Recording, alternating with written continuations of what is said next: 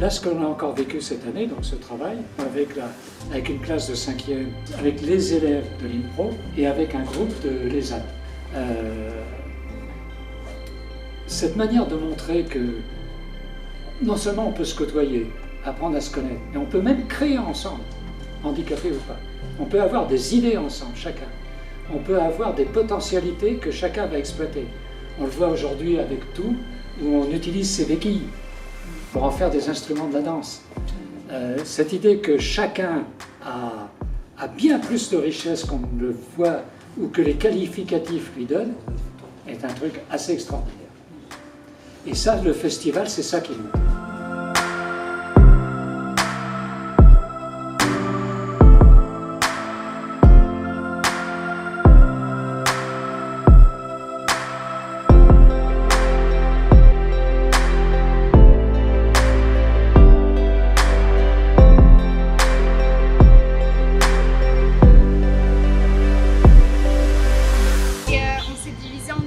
Et après, des personnes de l'ESAT et de l'INPRO ont intégré ces groupes.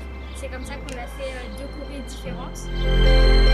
Ça m'a plu parce que j'ai vu que ça me plaisait, que la danse ça me plaisait. Et c'est là que j'en ai parlé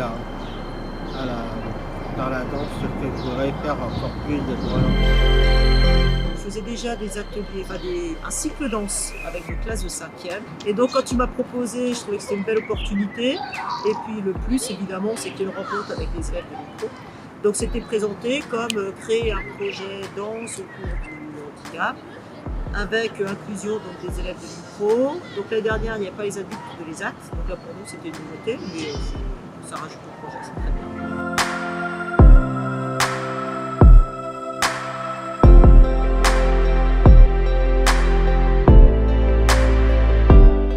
Je trouve que c'était une journée hyper riche en rencontres, tant dans les temps des pratiques ces matins avec cette initiation à la danse contact, où il y avait une douceur, enfin, c'était vraiment une ambiance très bienveillante, d'attention à l'autre, mais à soi-même aussi.